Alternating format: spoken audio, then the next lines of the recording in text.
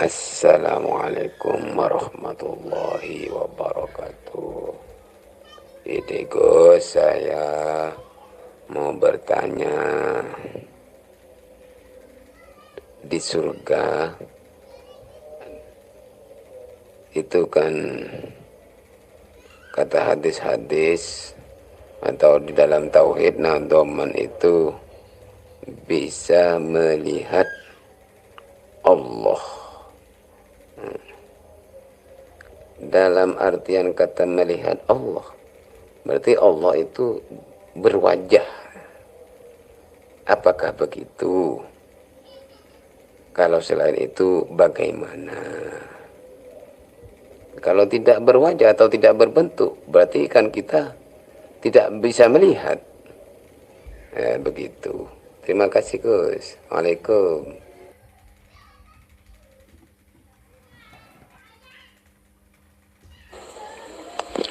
Alhamdulillahirabbil alamin.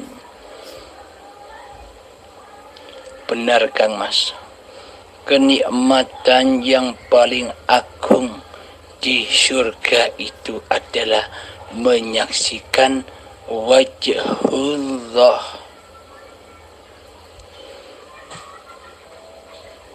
Jadi seolah-olah manusianya lah yang bisa menyaksikan Allah, seolah-olah manusianya lah yang bisa menyaksikan wajah Allah. Berarti bila manusia bisa menyaksikan wajah Allah, berarti Allah tidak lagi laisa kamitslihi syai'un. Batalah laisa kamitslihi syai'un ya Allah bila bisa menyaksikan Allah. Karena apapun yang disaksikan oleh manusia selama ini adalah makhluk. Bila Allah bisa disaksikan oleh manusia, berarti Allah makhluk. Alhamdulillahirabbil alamin. Perlu diketahui bersama, tak satu pun manusia bisa menyaksikan Allah bila manusianya masih wujud jadi Allah, bila manusianya masih berkuasa seperti Tuhan di hatinya.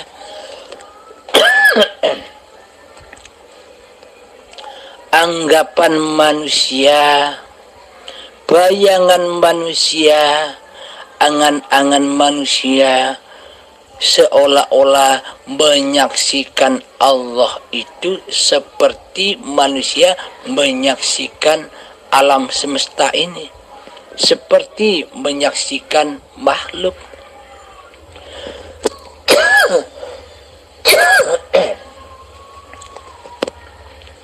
Akan tetapi hakikatnya yang menyaksikan Allah itu ya Allah.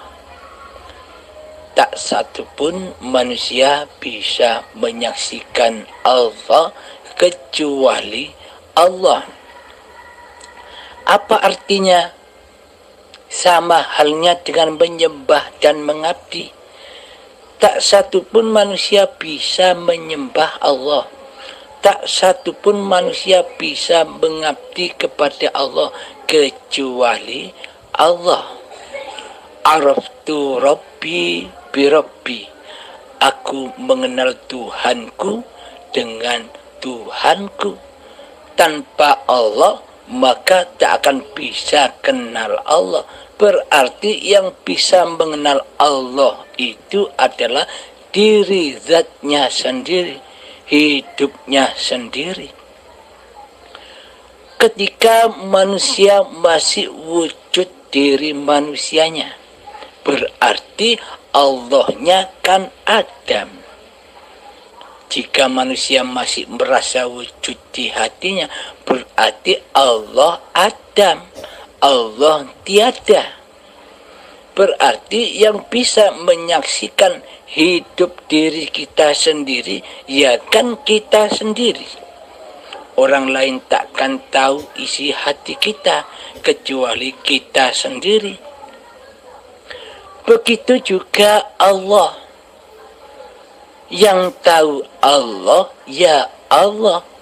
Ketika manusia kita sudah rela, sudah ridho, sudah menyadari hakikat sifat jati diri manusianya yang adam, yang kebalikan dari sifat Allah.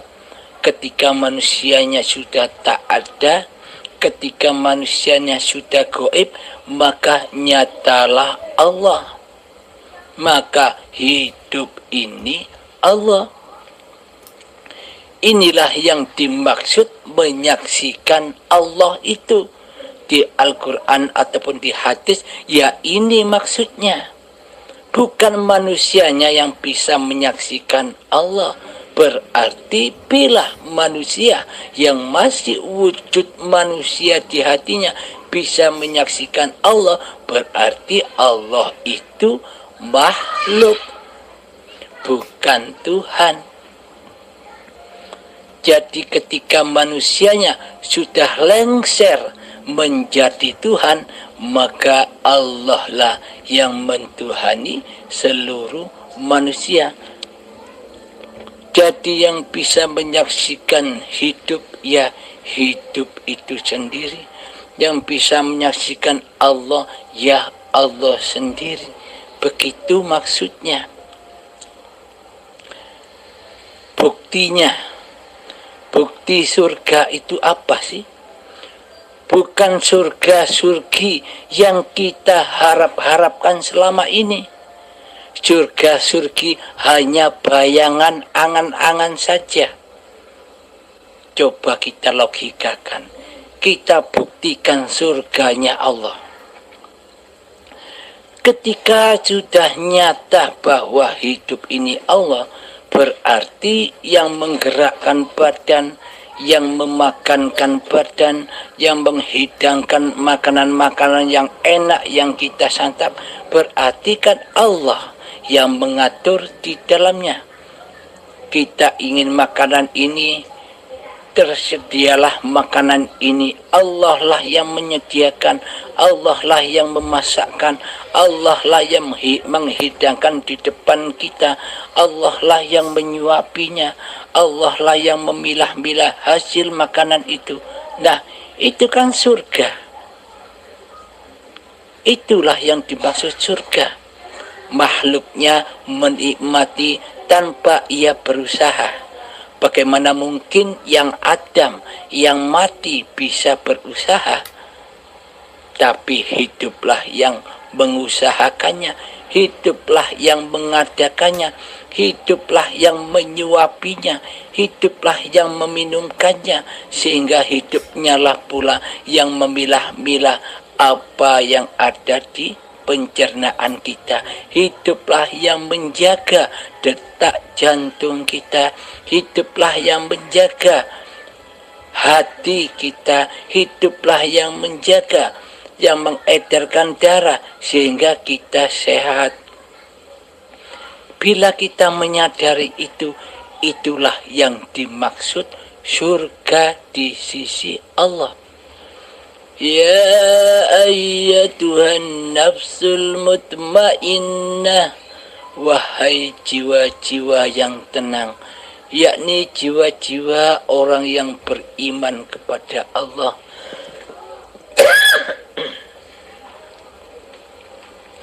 Irji'i ila rabbiki radiyatan mardiyah. Pulanglah kalian, kembalilah kalian, roji'unlah kalian dengan rela dan ridho kepada Allah, maka Allah akan meridhoimu. Pulang maksudnya bagaimana? Pulang kepada ketiadaannya dan nyatakan, ikrarkanlah di hati bahwa hidup ini Allah. Inilah yang dimaksud roji'un. Inilah yang dimaksud pulang dengan rela dan ridho mempersembahkan kembali bahwa hidup ini Allah. Fadkhuli fi ibadi, dan masuklah kalian di dalam hamba-hambaku yang mengabdi.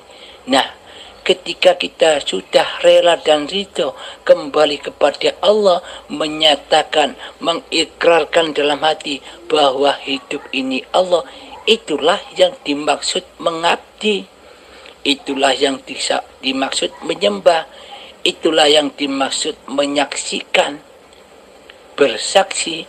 Asyahid, Allah lah yang maha bersaksi.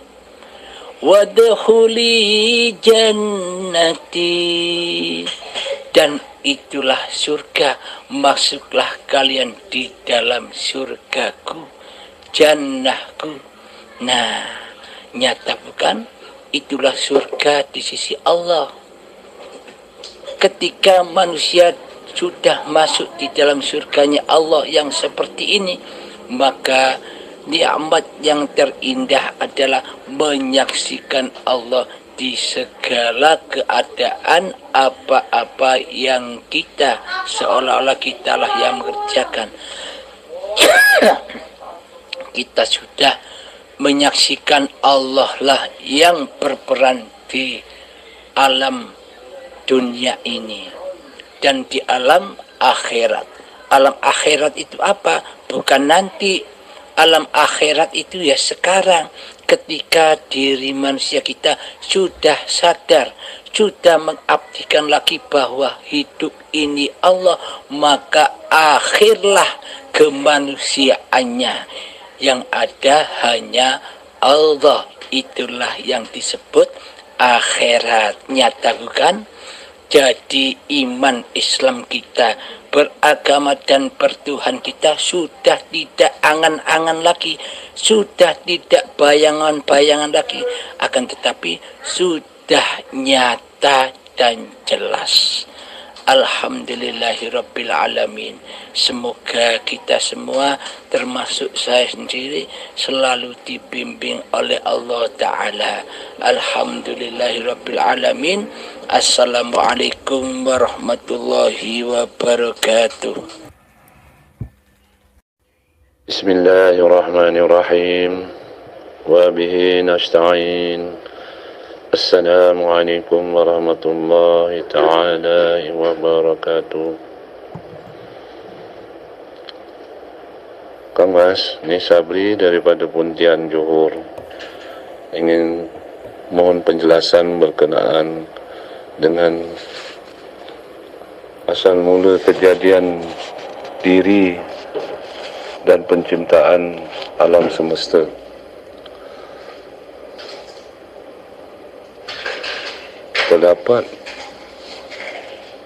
Banyak pendapat daripada golongan-golongan tertentu, umpamanya daripada golongan tasawuf mengatakan bahawa kejadian diri dan makhluk serta alam semesta itu bermula daripada zat yang halus. Allah SWT umpama sebiji pasir yang halus di padang pasir yang luas. Bila Allah SWT berfirman kun, maka terjadilah kesemua kejadian di alam semesta ini. Kemudian pendapat kedua daripada golongan ahli-ahli tarekah yang saya bacalah, mengatakan bahawa kejadian manusia dan segala makhluk alam di alam semesta ini daripada Nur Muhammad. Manakala daripada teori sains mengatakan bahawa kejadian alam semesta dan juga makhluk ini ialah apabila berlaku satu letupan besar yang disebut Big Bang. Mengikut mereka lah, maka terjadilah keseluruhan alam semesta ini. Jadi kalau mengikut pendapat, pada hakikatnya kejadiannya itu sebenarnya bagaimana ya pada pendapat Kang Mas? Kalau boleh diperjelaskan Kang Mas. Jadi itu sajalah soalan saya. Mudah-mudahan Kang Mas dapat jelaskan. Ucapkan terima kasih sebelumnya ya.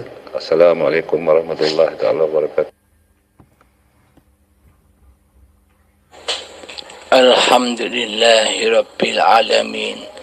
Bila kita memikirkan asal muasal kejadian diri kita dan alam semesta ini, kita hanya bayang-bayang saja. Kita hanya berangan-angan saja.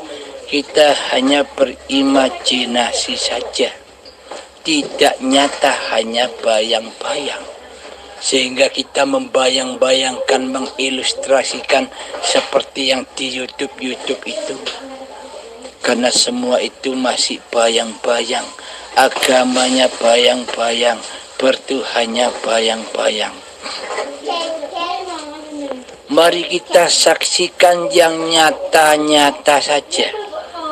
Awal mula terciptanya diri kita adalah ketika detik akil balik tiba. Itulah awal penciptaan diri manusia kita sebagai tamu di dalam Masjidil Haram dan Baitullah, yakni sebagai tamu saja yang mengembara, mampir sejenak di dalam badan dan hidup.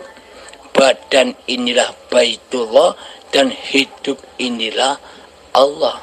Badan inilah Masjidil Haram maksudnya, dan hidupnya ini hayatullah. Jadi dipesan oleh Allah, wa ma khalaqtul jinna wal insa illa liya'budun. Tidak kuciptakan jin dan manusia hanyalah untuk mengabdi kepadaku. Jadi didatangkannya kita ketika detik akil balik hanya untuk mengabdi, menyaksikan Allah, bersujud kepada Allah di dalam badan ini, yakni hati mengikrarkan bahwa hidup ini Allah, dijaga itu. Akan tetapi ketika detik akil balik kita sebagai tamunya Allah, kita berkhianat, kita mendolimi Allah, kita mensekutukan Allah dengan diri manusia kita, sehingga kita menguasai bahwa hidupnya Allah ini hidup manusianya. Kita menguasai bahwa Masjidil Haram, badan ini badan manusianya. Inilah awal penciptaan kita. Inilah asal muasal diri manusia kita. Dengan hiduplah maka terciptalah alam semesta ini. Tanpa adanya hidup, apakah kita bisa menyaksikan alam semesta? Menyaksikan galaksi-galaksi yang di YouTube, menyaksikan angkasa, luar angkasa, menyaksikan gunung-gunung, hutan-hutan, laut-laut, dan segala sesuatu bisa kita pandang, bisa kita ciptakan kewujudannya karena adanya hidup. Tanpa adanya hidup, apakah kita bisa menciptakan, mewujudkan apa-apa yang kita pandang dan apa-apa yang kita dengar? Dengan Allah lah sang pencipta, maka nyatalah wujud alam semesta ini dalam pandangan ini. Inilah asal mula alam semesta ini. Adanya alam semesta ini karena adanya kita. Coba seumpama kita tidak hidup, apakah alam semesta ini ada? Apakah alam semesta ini terwujud tanpa adanya diri kita? Nah, kembalikan lagi kekuasaan penglihatan pada diri kita kepada basirohnya Allah. Ternyata Allah lah yang menciptakan, yang memandang, yang mewujudkan alam-alam yang sudah kita lihat. Alam semesta ini yang sudah kita lihat ciptaan Allah. Allah lah, wujud hiduplah yang mewujudkan semua itu. Inilah yang lebih nyata daripada kita mendengarkan dongeng-dongeng yang tidak nyata, dongeng-dongeng imajinasi saja. Lebih baik kita saksikan yang nyata-nyata saja. Dengan kenyataannya Allah Ta'ala. Alhamdulillahirabbil alamin. Semoga bisa dipahami ya Kang Mas. Akhir kalam, assalamualaikum warahmatullahi wabarakatuh. Assalamualaikum warahmatullahi ta'ala wabarakatuh. Kang Mas, terima kasih Kang Mas. Kang Mas betul-betul banyak telah membantu Kang Mas. Sekarang ni aku beribadat, benar-benar merasakan nikmat beribadat Kang Mas. Hatinya tenang, pikirannya tenang. Hanya ingat pada Allah SWT Kang Mas. Subhanallah, subhanallah. Terima kasih Kang Mas. Lagi-lagi bila Kang Mas jelaskan yang ini tadi ni, yang berkenaan dengan asal-muasal kejadian ni, betul-betul meresap di dalam jiwa Kang Mas. Jadi tak tahu apa lagi yang nak diucapkan. Rasa penghargaan, rasa terima kasih kepada Kang Mas. Meskipun benda tu ialah benda ni kita dipertemukan dengan kehendak Allah tu. Jadi alhamdulillah Kang Mas, selama ini yang aku cari-cari, aku telah terjumpa Kang Mas. Ya, terima kasih. Semoga Kang Mas dimuliakan Allah SWT, dilindungi Allah SWT, diberikan kebahagiaan dunia dan akhirat untuk Kang Mas keluarga.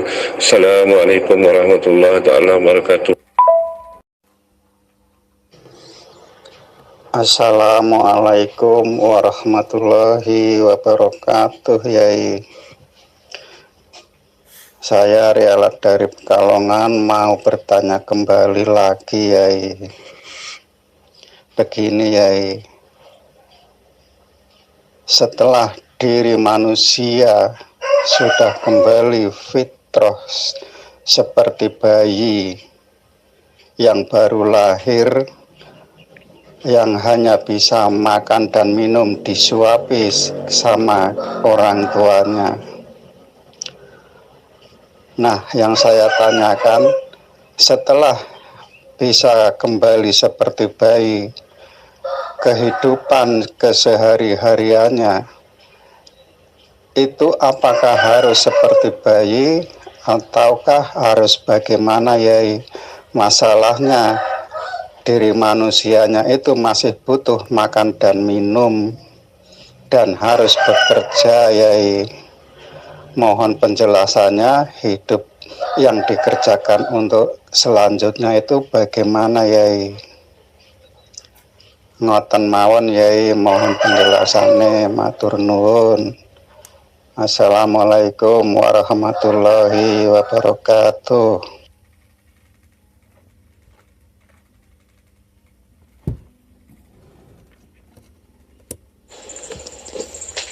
Alhamdulillahirabbil alamin. Makna penjelasannya, bukan kita seperti bayi lagi digedongi, disusoni.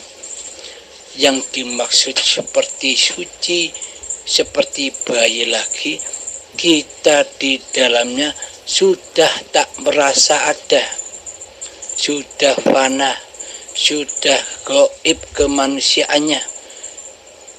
Yang memperjalankan, yang mempergerakkan badan-badan ini sudah bukan manusia kita, sudah bukan kekuasaan manusia kita, sudah bukan hidup kita lagi. Sebagai manusia yang dulu mengaku-ngaku sebagai Tuhan yang menguasai hidup dan badan serta apapun yang digerakkan oleh badan. Ketika sudah suci keberadaan, kewujudan manusianya, kita hanya sebagai penyaksi adanya Allah, penyaksi hidupnya Allah, penyaksi wujudnya Allah yang nyata ini. Jadi kelakuan tindak laku kita sehari-hari ya tetap seperti itu, tapi bedanya kondisi hati. Dulu sebelum kita mengenal Allah, seakan-akan kitalah yang jadi Tuhan, seolah-olah kitalah yang berkuasa atas seluruh gerak laku tingkah badan kita, seolah-olah kitalah yang menjadi Tuhannya. Akan tetapi setelah kita mengenal Allah, ketika kita sudah mengenal siapa sih hakikat diri manusiaku halim ini, oh ternyata hakikat sifat diri manusiaku halim ini ternyata kebalikan dari sifatnya Allah. Oh ternyata selama ini Allah lah yang berlaku, bukan Abdul Halimnya yang berlaku. Abdul Halim itu sifatnya seperti sifat muhalnya Allah. Bila Allah yang wujud, maka Abdul Halimnya wajib goib, wajib tiada, wajib mati. Keberadaan kehidupan, pengakuan hidup halimnya. Karena ternyata yang punya hidup itu hanyalah Allah, yang punya kekuasaan itu hanyalah Allah. Oh ternyata dulu halim ketika kerja, ketika makan, ketika minum, ketika memasak, semuanya ternyata Allah lah yang menguasai di dalamnya. Berhubung Abdul Halim selama ini buta akan Allah, sehingga hatinya seperti batu yang keras melebihi kerasnya batu, sehingga tersiksalah Abdul Halim di dalamnya selama belum mengenal Tuhannya.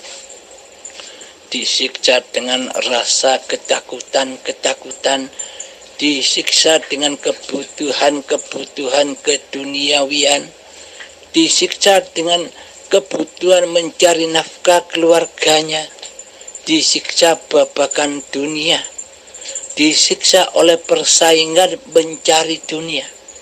Karena selama ini Abdul Halimnya lah yang merasa berkuasa, karena selama ini Abdul Halimnya lah yang merasa wujud dan merasa hidup.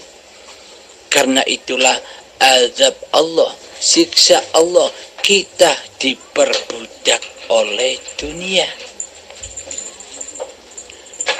Jadi syariat-syariat yang dulu pernah kita kerjakan tetaplah demikian, tidak merubah apapun.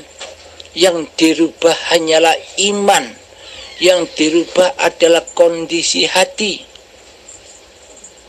yang dirubah adalah merontokkan, menggulingkan kekuasaan Abdul Halim atau nama diri manusia kita yang mentuhani hati, yang mentuhani jiwa, yang mentuhani nyawa, yang mentuhani roh, dan yang mentuhani kehidupan selama ini. Nama-nama yang menguasai dirontokkan, dikembalikan, diabdikan kembali, bahwa yang punya nama nyawa, jiwa, roh, hati, hidup, dialah Allah. Allah itu hanya sebuah nama, namanya hidup. Alhamdulillahirabbil alamin. Ingatlah, tiada yang bisa mengubah syariat. Yang dulunya syariatun nas, ubahlah dengan syariatullah. Apapun yang kita kerjakan seperti dulu, tinggal merubah kondisi hatinya. Yang dulunya kondisi hati kita selalu linafsi, dirikulah yang berkuasa di dalamnya, akan tetapi kita rubah dengan lillahi ta'ala. Inilah yang disebut iman. Inilah yang disebut menghamba, mengabdi kepada Sang Pencipta. Jadi tidak merubah apapun syariat-syariat yang pernah kita kerjakan, yang setiap hari kita kerjakan. Hanya merubah iman di hati saja, merubah kondisi hati saja. Yang dulunya nama kita yang maha besar, sekarang hapuslah nama manusia kita di hati kita. Gantilah dengan nama Allah lah yang maha besar. Jadi yang bisa memaha besarkan Allah, ya Allah sendiri, bukan manusia kita. Alhamdulillahirrabbilalamin. Semoga bisa dipahami ya Kang Mas. Alhamdulillahirrabbilalamin. Akhir kalam. Assalamualaikum warahmatullahi wabarakatuh. Alhamdulillah Yai, matur nuwun sanget dumateng sedaya penjelasanipun ingkang saged dipahami dengan jelas dan gamblang serta nyata adanya Yai.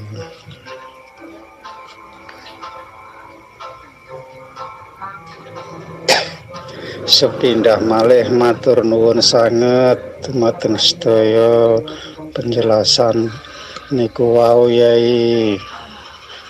Assalamualaikum warahmatullahi wabarakatuh.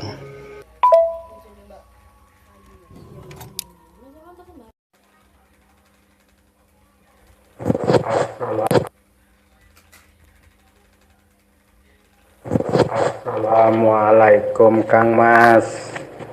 Mohon maaf Kang Mas, saya masih belum bisa tanya jawab seperti saudara-saudara saya yang lain melalui Google itu Kang Mas. Jadi saya mau tanya melalui WhatsApp aja Kang Mas.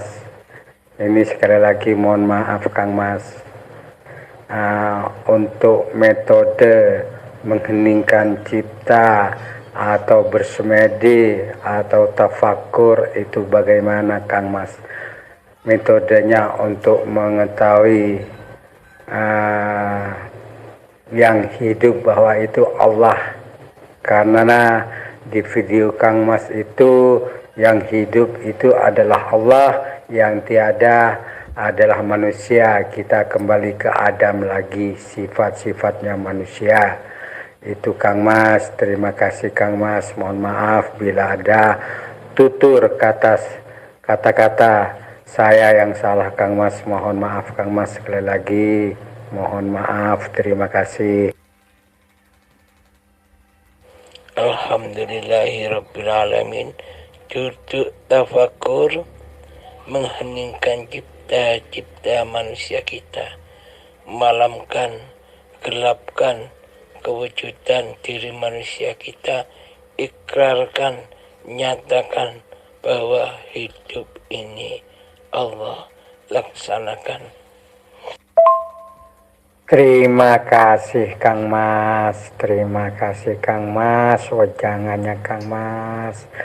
Alhamdulillah, berapa hari ini memang kami atau secara pribadi sudah kami laksanakan apa yang dituturkan oleh Kang Mas melalui YouTube-nya Kang Mas. Saya selalu mengikuti. Alhamdulillah Kang Mas. Amin, amin ya rabbal alamin. Matur suwun Kang Mas, terima kasih banyak. Assalamualaikum. Assalamualaikum.